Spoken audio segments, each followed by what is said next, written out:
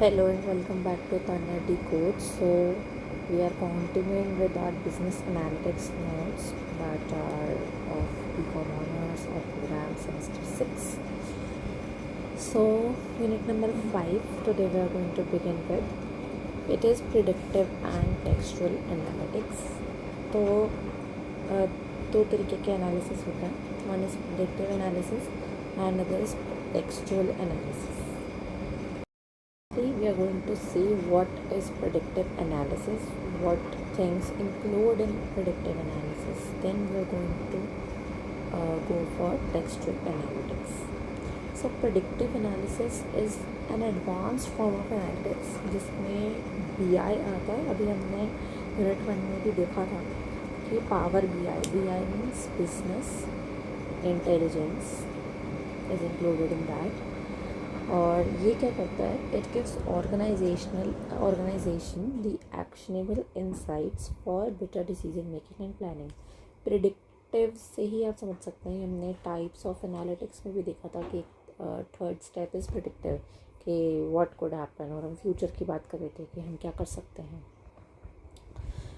तो इसके better insights देता है, डिसीजन मेकिंग में हेल्प करता है, प्लानिंग में हेल्प करता है. कहीं ना कहीं फोरकास्टिंग के लिए भी ये एक लिंक है क्योंकि प्रेडिक्टिव के बाद ही प्रिस्क्रिप्टिव स्टेप आता है, राइट. सो इसमें हम मेनली देखेंगे रिग्रेशन के बारे में कि रिग्रेशन क्या होता है, उसके टाइप्स क्या होते हैं, उसके अजम्पशंस क्या होते हैं. तो regression is a statistical techniques जो कुछ लोगों ने शायद पढ़ा भी होगा प्रीवियस सेमेस्टर्स में या फिर अपने स्कूल टाइम पे. To analyze relation between a dependent variable and one or more independent variable. तो हम पूरे इस यूनिट को समझते हुए डिपेंडेंट वेरिएबल को y लेट कर लेते हैं और इंडिपेंडेंट वेरिएबल को x, और अगर मल्टीपल होंगे so will go for x1 x2 x3, right. तो हम पहले देखते हैं रिग्रेशन हो या लीनियर रिग्रेशन. हम अगर लीनियर रिग्रेशन की बात करते हैं तो मतलब दो तरीके का रिग्रेशन होता है बेसिकली. देखिए, एक होता है लीनियर, एक होता है मल्टीपल. तो लीनियर में there is relationship between one dependent variable and one independent variable, जबकि मल्टीपल में there is one dependent variable and more than one independent variable. मतलब इसमें 2 3 4 देयर कैन बी मेनी, तो इसलिए मल्टीपल है. तो पहले हम लीनियर रिग्रेशन के बारे में जानेंगे, जो कि हमने देखा कि एक डिपेंडेंट और एक इंडिपेंडेंट वेरिएबल का है. और इसके ना एजम्पशंस हैं. एग्ज़ाम में क्वेश्चन बड़ा पूछा जाता है कि what are the assumptions of linear regression. तो इसकी 5 एजम्पशंस हैं: linearity, independence of errors, normality of errors, no multicollinearity और होमोस्टैटिसिटी. सबसे पहले हम देखते हैं लिनियरिटी. जैसे लीनियर रिग्रेशन नाम से आपको सुना है, लीनियर मतलब एक ही, ठीक है. तो लिनियरिटी में हम देखेंगे देयर शुड बी मतलब एजम्पशन है ना, तो हम मानेंगे कि ये होना चाहिए. So there should be a linear relationship between independent variable and dependent variable, जो कि हमने देखा कि y और x हम डिनोट करेंगे. और whenever independent variable changes, whenever x changes, the y और dependent variable changes in a straight line pattern. क्योंकि एक चेंज होगा तो दूसरे पे इफेक्ट आएगा उतना ही, इसमें मान रहे हैं लीनियर. और अगर रिलेशनशिप लीनियर नहीं है दोनों वेरिएबल्स में, देन लीनियर रिग्रेशन में not give correct results, right. एक चीज़ मुझे यहाँ बतानी है, जैसे हमने x और y को माना कि x हमारा इंडिपेंडेंट वेरिएबल है और y हमारा डिपेंडेंट वेरिएबल है. तो जो x या फिर इंडिपेंडेंट वेरिएबल है उसको हम प्रिडिक्टर वेरिएबल भी कहते हैं या फिर एक्सप्लेनेटरी वेरिएबल भी कहते हैं, ठीक है. और y जो है हमारा डिपेंडेंट वेरिएबल, उसको हम आउटकम वेरिएबल या फिर रिस्पॉन्स वेरिएबल कह सकते हैं, या फिर रिस्पॉन्स बीइंग प्रिडिक्टेड से हम इसे जान सकते हैं, outcome variable response being predicted. क्यों? देखिए, इंडिपेंडेंट डिपेंडेंट वेरिएबल का ऐसा रिलेशनशिप है जैसे कुछ भी चीज़ हो रही है उसके होने पे कुछ ना कुछ डिपेंडेंसी है, मतलब वो किसी पे डिपेंड है क्योंकि वो हो रही है, तो वो डिपेंडेंट वेरिएबल बन जाता है। वहीं इंडिपेंडेंट है जिसको कुछ फ़र्क नहीं पड़ रहा, जो कुछ चेंज नहीं हो रहा due to that dependent variable, कि वो हो ना हो कुछ फ़र्क नहीं पड़ता, it will be there independently. जैसे मैं एक बहुत ही बेसिक एग्जांपल लेती हूँ। So there is a plant और अ फ्लावर, लेट्स से,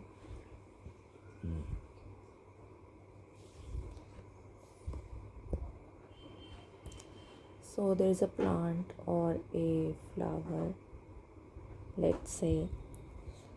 तो अब इसकी जो ग्रोथ है ना, वो कैसे होती है? Sunlight and water you give to that. तो सनलाइट एंड वाटर,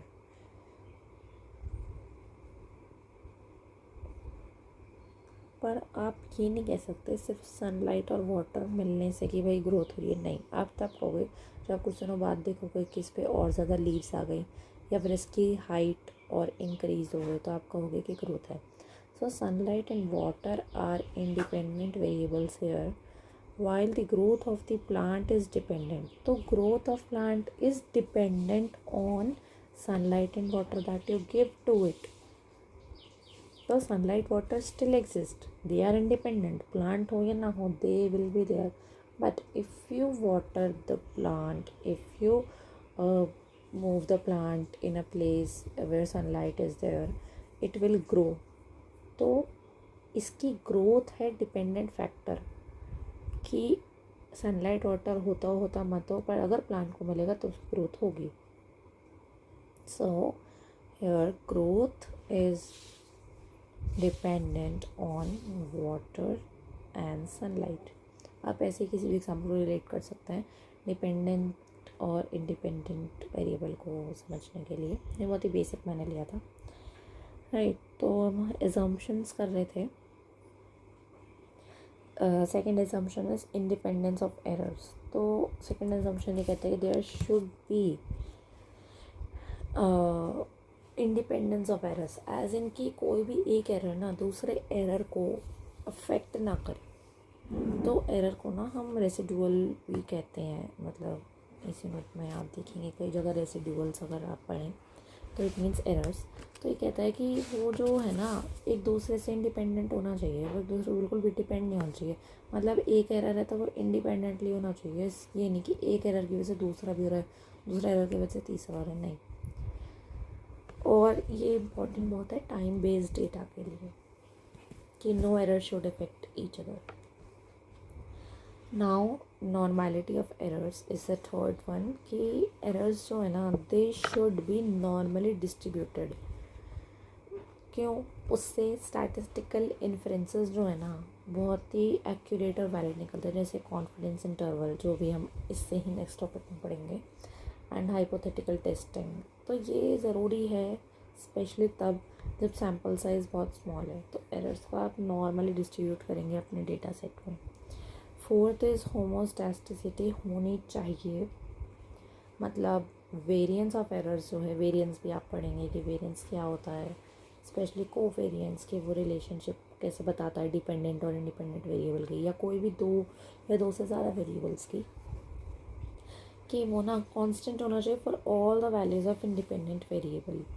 जैसे हमारे जितने भी इंडिपेंडेंट वेरिएबल है x1 x2 x3 जितने में, तो जो वेरिएंस ऑफ एरर्स है ना वो कांस्टेंट होना चाहिए सबके लिए। ऐसा नहीं कि इसके लिए कुछ है इसके लिए कुछ है, नहीं, सबके लिए constant.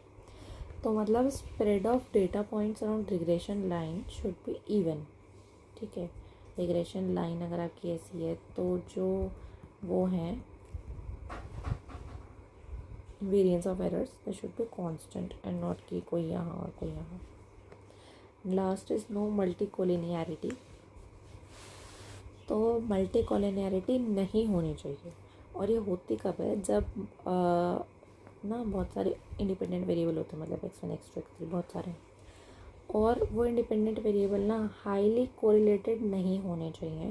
They should not be highly correlated with each other, क्योंकि हाई कोरिलेशन अगर है ना वेरिएबल्स में तो वो ना बहुत ही कॉम्प्लेक्स बना देता है हमारे डेटा को. It makes it difficult to understand their individual effects on dependent variable. मतलब वो देखिए, अगर बहुत सारे इंडिपेंडेंट वेरिएबल हैं और हमारा डिपेंडेंट वेरिएबल तो एक ही है वाई, तो x1 जो इम्पैक्ट कर रहा है वाई पे, x2 इम्पैक्ट कर रहा है वाई पे, x इम्पैक्ट कर रहा है वाई पे, तो हमें समझ नहीं आता कि कौन एक्यूरेटली कितना ज़्यादा इम्पैक्ट कर रहा है. उसका इफ़ेक्ट हम नहीं बता पाते अगर बहुत ज़्यादा कोरिलेशन होता है सारे फैक्टर्स में. बहुत ज़्यादा कोरिलेशन मतलब कि दोनों फैक्टर्स बहुत ही सिमिलर हैं, बहुत ही हाईली कोरिलेटेड हैं, पॉजिटिवली कोरिलेटेड हैं. ये हमें पढ़ेंगे कि कोरिलेशन क्या होता है, पॉजिटिव नेगेटिव. ठीक है. फिर ये थी 5 हमारी assumptions of linear regression: linearity, independence of errors, normality of errors, homostaticity and no multicollinearity. तो ये जितनी भी assumptions है ना, ये ensure करते हैं that linear regression results are accurate, reliable and meaningful. और अगर कोई भी assumption violate होती है, then prediction and conclusion drawn from the model may be incorrect. So it is must to follow those assumptions. हाँ, तो हमने देखने हैं सिंपल लीनियर रिग्रेशन और multiple linear regression. Simple linear regression में स्टैटिस्टिकल लर्निंग मेथड है ये. It is a statistical learning method used to examine और predict quantitative relation between two continuous variables IV and DV. ठीक है, IV and DV. It helps us model the linear relation between variables and make their predictions, assuming that there is approximately a linear relation between IV and DV. ये तो हम पहले भी पढ़ चुके हैं. तो सिंपल लीनियर रिग्रेशन का ना मॉडल जो है, मतलब इसको हम न्यूमेरिक टर्म्स में या एक इक्वेशन फॉर्म में हम कैसे देखते हैं कि y equals to beta 0 plus beta 1x plus. तो देखिए, y here is the dependent variable, beta 0 and beta 1 are model coefficients, या फिर हम इन्हें कह सकते हैं, चलिए पहले मैं आपको इन्हें एक साथ ही बता देती हूँ. मॉडल कोएफिशिएंट्स हैं जो कि हम अननोन कांस्टेंट मानते हैं. They are unknown constants representing intercept and slope.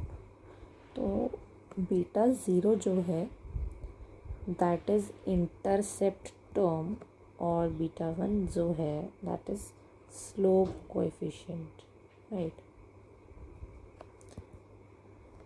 और हमने आगे देखा x, जो कि हम जानते हैं इंडिपेंडेंट वेरिएबल. फिर ये जो है ना दैट इज़ एरर, या फिर रेसिडुअल हमने जिसका नाम अभी देखा था.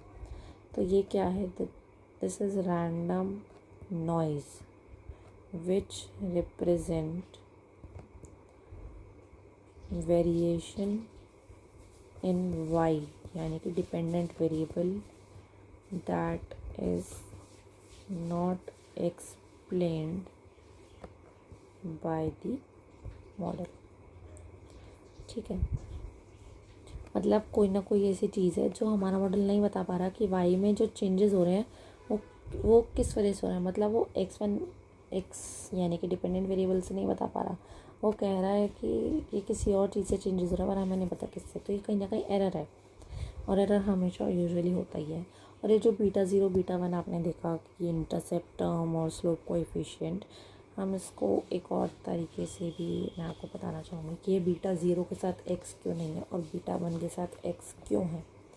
तो जो बीटा 0 है ना that represent expected value of y, यानी कि dependent variable, when independent variable यानी x इज़ 0.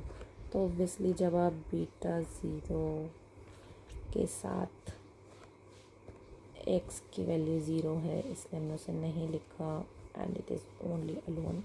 फिर वहीं हम बीटा 1 की बात करें तो ये क्या रिप्रेजेंट करता है, रिप्रेजेंट करता है चेंज इन डिपेंडेंट वेरिएबल यानी y with respect to 1 unit change in x यानी इंडिपेंडेंट वेरिएबल। सीधा सीधा मतलब है, बीटा ज़ीरो वो बता रहा है कि जब value of x is zero, पर जब एक्स की वैल्यू बढ़ी 1 यूनिट यानी कि वो 0 से 1 पे आई, तो हमारा कितना चेंज आया डिपेंडेंट वेरिएबल में। मतलब जब एक्स नहीं था तब डिपेंडेंट वेरिएबल का क्या इफ़ेक्ट था, और जैसे ही एक्स आया जो कि 1 यूनिट हम लेके चल रहे हैं, तो कितना चेंज आया, प्लस जो और चेंज आया, but you can not explain it, you can not clarify that is the error or residual.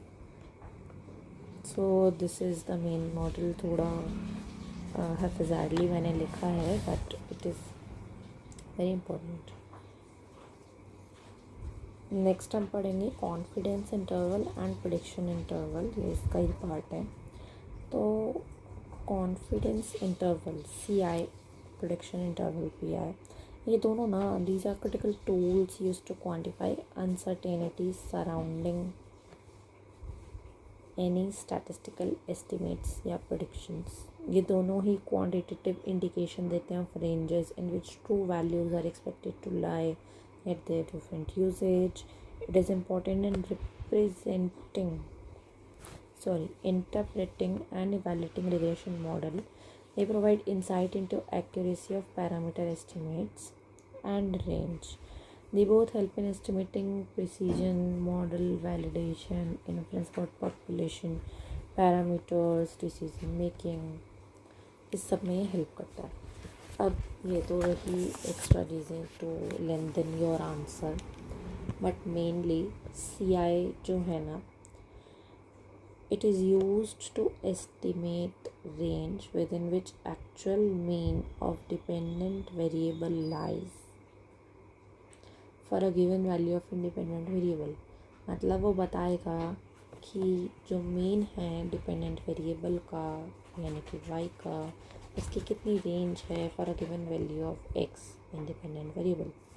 वहीं प्रेडिक्शन इंटरवल बताता है, वो वाला इंटरवल प्रेडिक्ट करता है, बताता नहीं है, ये भी ही एस्टिमेट ही कर रहा है कि actual value of dependent variable is likely to lie for a given value of independent variable and also contain residual error और वेरिएबिलिटी। मतलब देखो, प्रेडिक्शन इंटरवल जो है ना वो एक वाइड टर्म है और कॉन्फिडेंस इंटरवल एक नैरोअर टर्म है, क्योंकि इसमें तो हर चीज़ बता रहा है कि y की वैल्यू लाइकली कहाँ पे आएगी जब x की वैल्यू होगी, साथ ही में एरर के बारे में बता रहा है, पर ये एरर के बारे में नहीं बता रहा है। इसलिए CI is narrower than PI, क्योंकि ये PI हमें ग्रेटर प्रिसीजन अलाउ करता है, बहुत प्रिसाइजली बताता है, जो कि यहाँ पे लिखा दिख सकता है। और प्रेडिक्शन इंटरवल जो है वो वाइडर इसलिए भी है क्योंकि इसमें वेरिएबिलिटी काउंट हो रही है। हमने अभी एरर के बारे में यही तो देखा था कि वेरिएशन कितनी है y में, जो कि एक्सप्लेन नहीं कर पा रहा हमारा मॉडल। तो हमारे रिग्रेशन मॉडल जो नहीं बता पा रहा वो हमें ये बताएगा कि भाई कुछ ना कुछ एरर है। तो PI इज़ वाइडर क्योंकि it accounts for both variability भी और random error in the individual observation. अब हमने सिंपल लीनियर रिग्रेशन देखा, CI PI देखा, सिंपल लीनियर रिग्रेशन का मॉडल देखा, मल्टीपल लीनियर रिग्रेशन है उसका भी मॉडल है। तो multiple linear regression simple linear regression का ही एक्सटेंशन है, बस इसमें 2 और मोर इंडिपेंडेंट वेरिएबल आ जाएंगे, x1 x2 x3 x4 x5 xn तक, और एक डिपेंडेंट वेरिएबल यानी कि y। ठीक है, तो dependent variable is predicted using a linear combination of multiple independent variables x1 to xn. It is very helpful to understand the influence of several dependent factors on a single outcome or target variable.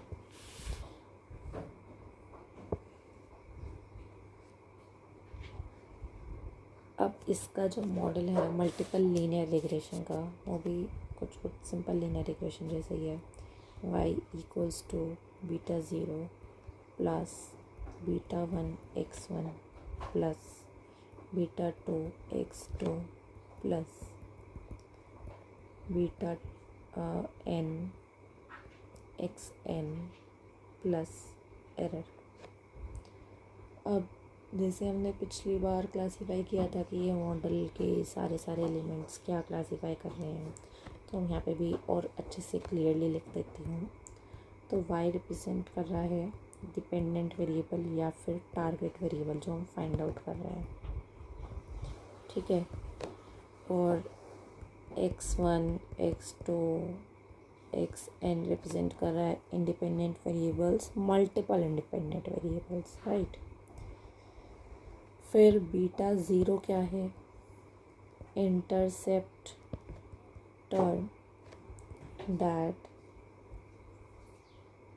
represents value of dependent variable यानी कि y when values of all iv यानी x1 से xn are 0, मतलब when there is no iv, right। और beta 1 बताता है, मतलब एक स्लोप कोएफिशिएंट है जो बताता है चेंज किस में? डिपेंडेंट वेरिएबल का with respect to changes in dependent variable that represent change in dependent variable with respect to 1 unit change इन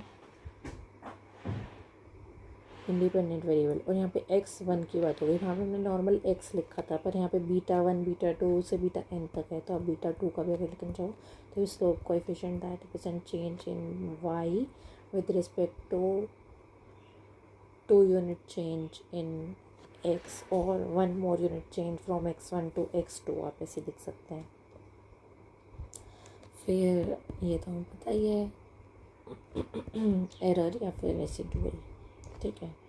तो ये भी आप मॉडल कर लीजिए, आप इसे कर लेंगे तो वो अपने आप आ जाएगा। उसमें बस इतना पार्ट है कि y equals to b0 plus beta 1 x plus error, that's it. वैसे मल्टीपल x की वैल्यू है, मतलब मल्टीपल इंडिपेंडेंट वेरिएबल है, इसलिए और एक्सटेंडेड फॉर्म है। हमने सिंपल लीनियर रिग्रेशन देख लिया, मल्टीपल लीनियर रिग्रेशन देख लिया। तो हमने अजम्पशंस जो पढ़े थे कि हेट्रोस्टैटिसिटी होना चाहिए और होमोस्टैटिसिटी होना चाहिए और मल्टीकोलिनैरिटी नहीं होनी चाहिए, हमने 2 चीज़ें पढ़ी थी।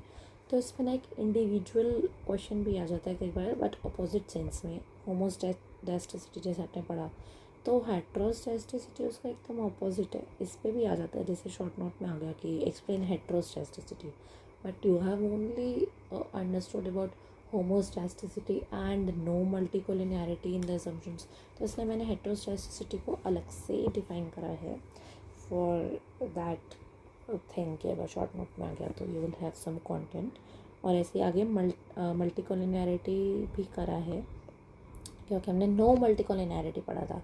पर हमें तो बताना चाहिए कि मल्टीकोलिनैरिटी होता क्या है। हम वहाँ पे कह रहे हैं कि नहीं होना चाहिए, पर हमें बताना चाहिए कि ये है क्या एग्जैक्टली। तो हेट्रोस्टैटिसिटी क्या है? It interferes with estimation of standard errors of coefficient, जो अभी हमने देखे, ठीक है, विच may lead to misleading significant test. It is a situation when variance of errors varies with the level of independent variable. Whenever value of independent variable is changed, the spread or dispersion of residuals also varies. तो हम हेट्रोस्टैटिसिटी को ना ऐसे कह सकते हैं, uneven spread of data points around regression line. ये मैंने आपको अभी असम्पशंस में भी समझाया था, आपको फिर से बताती हूँ कि ये होमोस्टैटिसिटी जो मैंने वहाँ कहा था आपको कि ये होनी चाहिए, और हेट्रोस्टैटिसिटी कि ये नहीं होनी चाहिए और ये होनी चाहिए। तो होमोस्टैटिसिटी में तो क्या होता है कि रिग्रेशन लाइन है और ये वो एरर्स हैं, मतलब एरर्स जो हैं वो लगभग नियर द लाइन है। पर हेट्रोस्टेटिसिटी में वहीं क्या होता है, वो नियर द लाइन से कई बार काफ़ी दूर चले जाते हैं, मतलब वो स्टार्ट होंगे आसपास, पर मतलब एरर ऐसा हो रहा है कि समझ में नहीं आ रहा। तो ये तो स्कैटर प्लॉट चार्ट है, ये आपको बता रहा है कि होमोस्टैटिसिटी है। ये होमोस्टैटिसिटी और हेट्रोस्टैटिसिटी ना, it can be revealed bye scatter plot chart. Types of chart are also there in your syllabus and also it is part of MS Excel. उसमें आप स्कैटर प्लॉट चार्ट भी देख सकते हैं। तो होमोस्टैटिसिटी में तो एकदम नियर बाय होंगे सारे पॉइंट्स, लेकिन हेट्रोस्टैटिसिटी में ना जो ये रेसिडुअल्स हैं, जो ये एरर है, ये क्या कर रहे हैं, they form a funnel like shape और फनल लाइक पैटर्न, जो कि क्या है, narrow at one end and wider at other end. मतलब यहाँ पे नैरो हैं, फिर वाइड होते जा रहे हैं। आप ये देखिए कि रेजिडुअल्स मतलब एरर ही इतने ज़्यादा हो रहे हैं and there is no such relationship between them.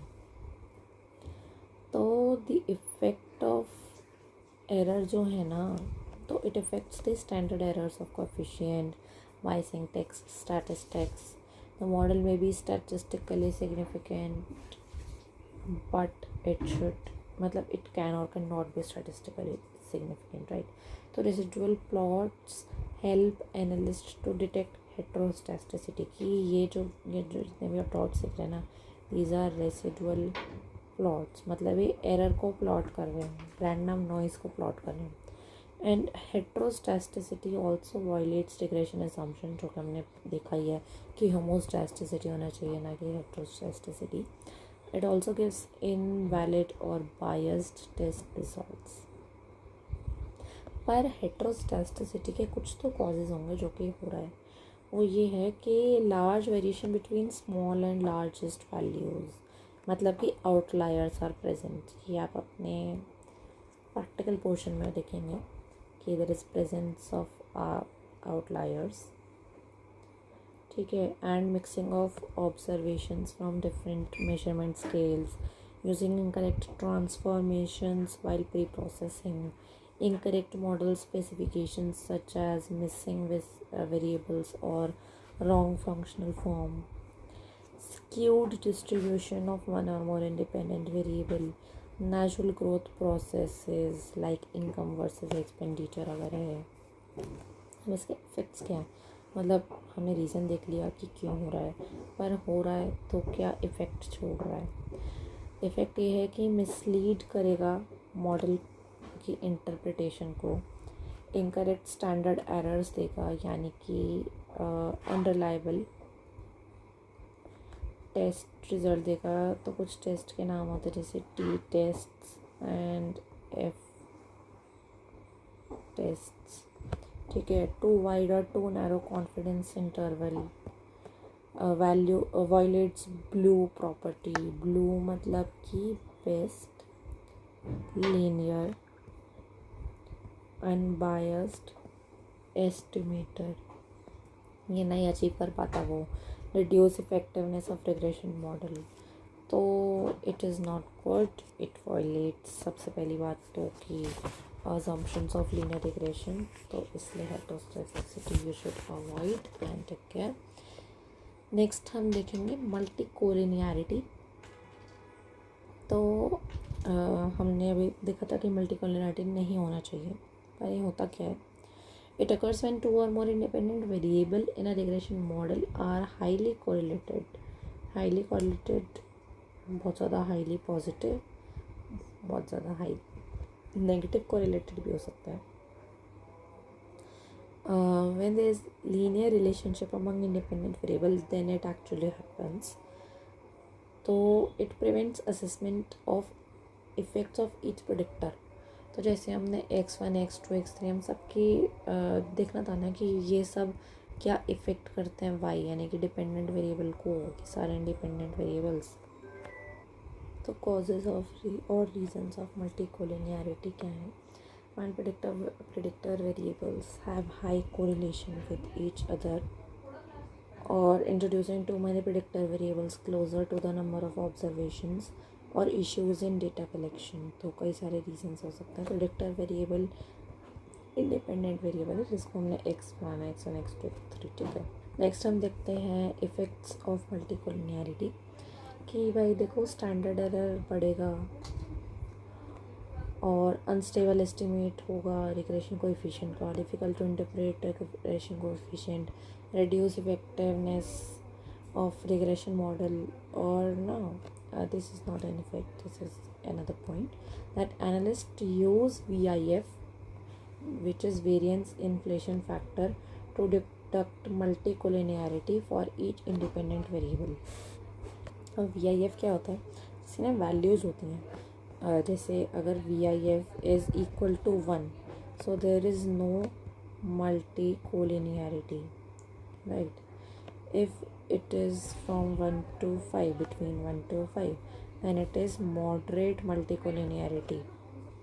और अगर 5 से ज़्यादा है, 5 प्लस है, then it is high multicollinearity। और अगर 10 प्लस है फिर तो भाई एक्सट्रीम लिनियरिटी। तो मॉडरेट मल्टीकोलिनियरिटी तो देखिए एक्सेप्टेबल है in most cases, but high multicollinearity may distort the model, the regression model, okay। और एक्सट्रीम मल्टीकोलिनियरिटी में तो बिल्कुल मतलब you can do anything instead of a corrective measure, so it requires corrective measures कि मतलब you can not deal with that until unless it's corrected. तो ये जो हाई VIF है कि 10 प्लस वाला, this is also like variable is highly correlated with at least one of the each other predictor in the model। Next is strategies की ये multicollinearity है ज़्यादा हो गया तो इस VIF को कम कैसे करें या मल्टीकोलिनियरिटी को कैसे कम करें। सबसे पहले रिमूव हाईली कोरिलेटेड प्रेडिक्टर्स, यानी कि डिपेंडेंट वेरिएबल जो भी है x1 x2 जितने भी हैं जो भी ज़्यादा हाईली कोरिलेटेड उनको हटाइए। फिर combine those predictors, then centering variable को हम इंट्रोड्यूस कर सकते हैं, सैम्पल साइज़ बढ़ा सकते हैं, और VIF हर एक प्रेडिक्टर के लिए x1 के लिए अलग VIF, x2 के लिए अलग VIF, टिल xn तक अलग VIF आप करें। तो इससे हमारी मल्टीकोलिनियरिटी कम हो सकती है और हम असम्पशंस ऑफ लीनियर रिग्रेशन को फॉलो कर सकते हैं।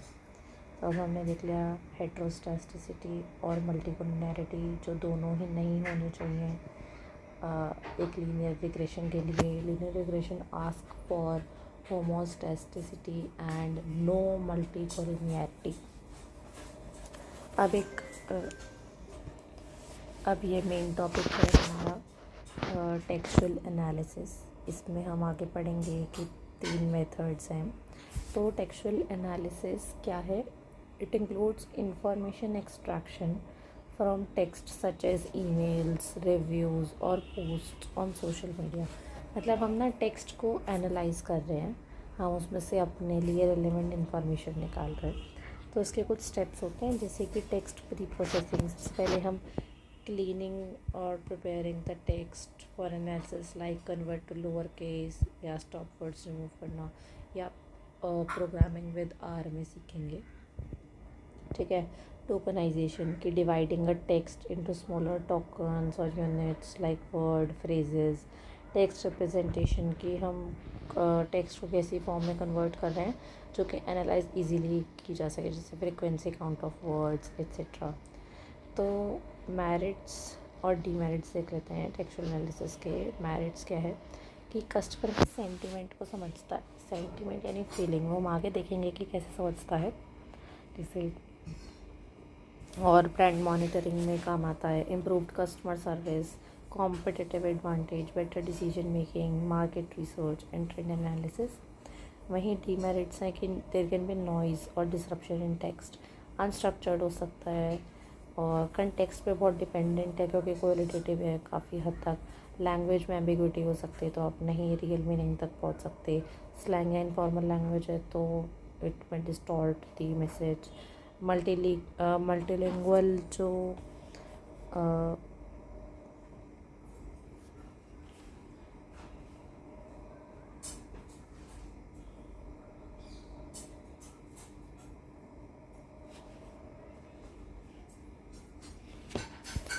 so it is multilingual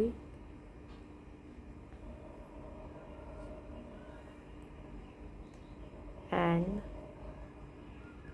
mixed language text हो सकता है कि more than 2 languages are there and जैसे मिक्स्ड में आप इंग्लिश ले सकते हैं कि आपने 2 लैंग्वेजेस को मिला दिया तो वो टेक्स्ट को डिस्टॉर्ट कर सकते हैं, उसके रियल मीनिंग को डिस्टॉर्ट कर सकते हैं। अब टेक्सचुअल एनालिसिस में ना 3 मेथड्स होते हैं या आप उन्हें टेक्निक्स भी कह सकते हैं। First is text mining, second is categorization and third one है सेंटिमेंट एनालिसिस। तो सबसे पहला है text mining. It gives fundamental tools for cleaning and extracting features from the raw text. ये क्या करता है, माइनिंग से ही आप समझ रहे हैं कि process of mining visual information and knowledge from the unstructured text. ठीक है, तो क्या कर रहा है, सीधा अनस्ट्रक्चर्ड से स्ट्रक्चर्ड में कन्वर्ट कर रहा है टेक्स्ट को ताकि वो एनालाइज किया जा सके BI जो कि है बिजनेस इंटेलिजेंस और डिसीजन मेकिंग के लिए। और it also discovers pattern, relationship, trends etcetera large collections के। जैसे लार्ज टेक्स्ट कलेक्शन जैसे हमने बिग डेटा भी पढ़ा था, वो है कि बुक्स में, आर्टिकल्स में, सोशल मीडिया पोस्ट में, कमेंट्स में, रिव्यूज़ में, customer reviews etcetera. It commonly includes text pre-processing, tokenization, word frequency analysis etc. ये सब चीज़ें हम इसमें फॉलो करते हैं। तो मेन फोकस क्या है कि to get insight and in fact a more deeper insight into the content कि टेक्स्ट का रियल मीनिंग क्या है। तो हम अगर इसकी बेसिक ओवरऑल देखें डेफिनेशन तो ये बनती है कि it is a process of extracting meaningful information, hidden pattern, relationships and knowledge from large collections of textual data using computational techniques, and it also combines क्या क्या चीज़ें, statistics, data mining, AI linguistics, machine learning जिसको हम ML कहते हैं, NLP natural language processing, इन सब चीज़ों को कंबाइन करता है। फिर ऑब्जेक्टिव्स क्या हैं टेक्स्ट माइनिंग के। सबसे पहले discover hidden patterns in text, identify trends and relationships, extract useful knowledge और information, support decision making for the organization and automate information processing of the data. Steps basically 2 ही हैं, data collection और pre processing में हम ये सब करते हैं। ये सब आप आर में पढ़ेंगे। Tokenization, software removal, stemming, lemmatization and removing noise. फिर टेक्स्ट माइनिंग की ना कुछ टेक्निक्स हैं, जैसे टेक्स्ट को समराइज़ करती है, detection of spam, keyword extract करती है, इन्फॉर्मेशन एक्सट्रैक्ट करती है, text modeling, then clustering, this is next point, relationship discovery etcetera. तो टेक्स्ट मॉडलिंग का मतलब क्या है, दिस इज न्यू थिंग कि identify topics present in large text, मतलब थीम क्या है बेसिकली। और क्लस्टरिंग में, क्लस्टर आप वर्ड से समझ रहे हैं कि ग्रुपिंग सिमिलर चीज़ों को, तो ये क्या करता है कि ग्रुप सिमिलर टेक्स्ट। और इंफॉर्मेशन एक्सट्रैक्शन तो आप समझते हैं कि अनस्ट्रक्चर्ड डेटा या टेक्स्ट में से हम इंफॉर्मेशन एक्सट्रैक्ट कर रहे हैं। And relationship discovery. So application of text mining कई सारी फील्ड्स में हो सकती है, पर बेसिकली मैंने 4 ही लिखे हैं और limited answer. First is business. Business में कैसे, देखो जैसे we can analyze the customer feedback, तो क्या हो गया कस्टमर फीडबैक एनालिसिस. फिर you can also detect the fraud through it, and you can research about the market, and also you can have a research management, and also it gives the business a competitive intelligence. Health care में कैसे काम कर सकती है, जैसे medical record को analyse कर सकती है. ठीक है. डिजीज़ ट्रेंड प्रिडिक्शन कि डिजीज़ का क्या ट्रेंड है वो प्रेडिक्ट कर सकती है. फिर बैंकिंग में जैसे लोन रिस्क को एसेस कर सकती है कि कितना है, या फिर कंप्लेंट्स अगर कोई आ रही है उन्हें एनालाइज कर सकती है. एजुकेशन में भी है, जैसे स्टूडेंट फीडबैक को एनालाइज कर सकते हैं, स्टूडेंट्स ने जो फीडबैक दिया है. तो कई सारे एनालिसिस किए जा सकते हैं टेक्स्ट माइनिंग के थ्रू कई सारे फील्ड्स में. और इसके मेरिट्स डीमेरिट्स हैं देखो, जैसे save labour, save time, detect hidden trend, increase customer understanding, handle huge volume of text, मतलब बिग डेटा बट टेक्सचुअल वाला. ठीक है. डीमेरिट्स में लैंग्वेज एम्बिग्यूअस है, समझ नहीं आएगा, डेटा प्राइवेसी का रिस्क है, सिक्योरिटी सेफ्टी कम है, डेटा क्वालिटी एक्यूरेसी पे डिपेंड करती है पूरी. तो अगर एक्यूरेट नहीं है तो data quality is poor, and requires high computation power assess करने के लिए, क्योंकि सब्जेक्टिव है. Text is usually subjective, difficult to understand the context हो सकता है, कई बार लैंग्वेज भी ऐसी हो सकती है आपको नहीं समझ में आए. तो ये सब था टेक्स्ट माइनिंग के बारे में, जो एक तरीके की टेक्निक है of textual analysis. Second comes categorization. तो इट इज़ अ प्रोसेस देखो हम कैटेगराइजेशन वर्ड से ही समझ रहे हैं, हम कैटेगराइज कर रहे हैं, हम ग्रुपिंग कर रहे हैं क्या सिमिलर चीज़ों की, जैसे assigning text into pre defined categories और लेबल्स बेस्ड ऑन कंटेंट या text documents automatically. Right.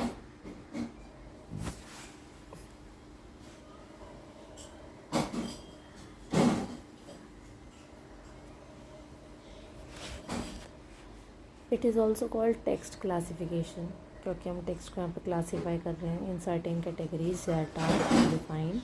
It examines text content and places it in appropriate groups. जैसे ये सारा हमारा टेक्स्ट है और अब हम इसकी ग्रुपिंग कर रहे हैं ABCDE के अंदर. ठीक है. ऑब्जेक्टिव्स क्या हैं, सबसे पहले डेटा को अंडरस्टैंडेबल बना रहा है, इंफॉर्मेशन ऑर्गेनाइज कर रहा है, मैनुअल वर्क रिड्यूस होगा, क्योंकि एक बार ये सब डेफिनेट कैटेगरी में आ जाएंगे तो आप इजीली देख सकते हो कि आपको इसका देखना है या इसका देखना है.